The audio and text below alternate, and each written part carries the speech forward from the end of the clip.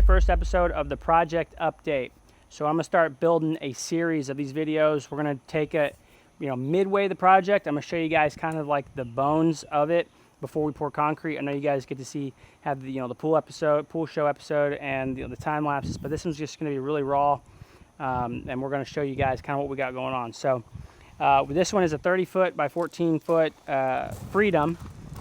We've got supports here in the middle. The shell was kind of bowed in, so we wanted to support it, push it out a little bit.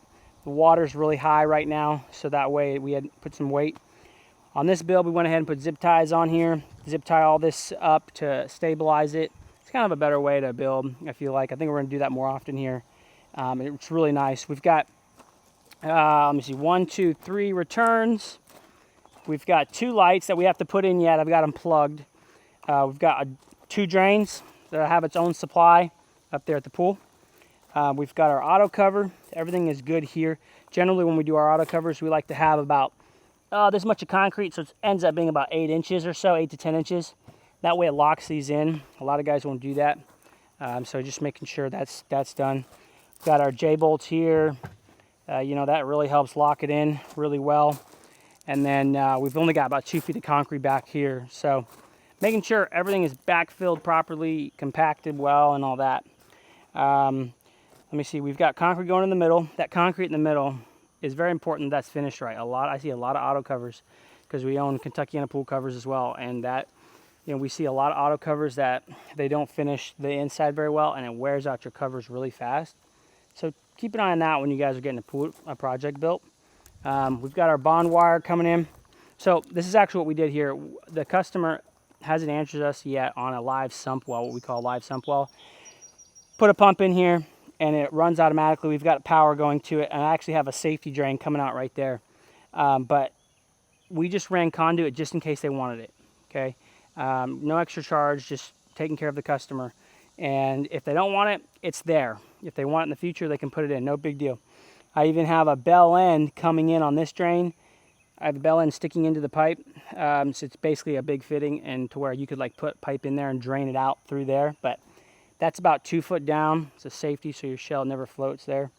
We've got 1 skimmer. I've got my bond beam already run. We got 2 deck jets, 3/4. Those are looking good. What we're doing now on all of our builds, have been for a while, is we're drilling in 1/2-inch hole, putting in a piece of rebar hook, and we'll tie 1 piece here.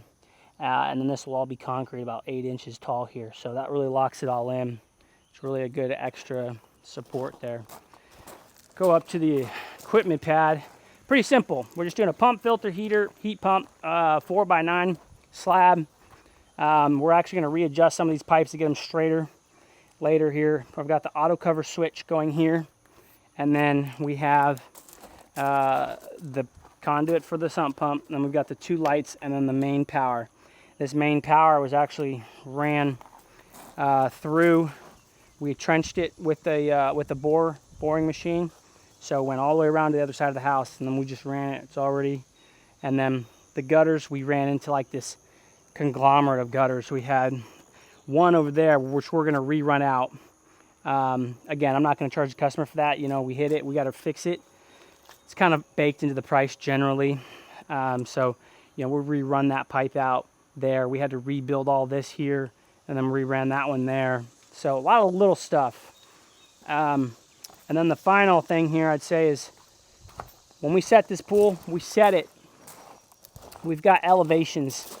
The house elevations come down the concrete, and on that control joint there, it dips down really bad. So basically we've got a 4-inch drop from there to there.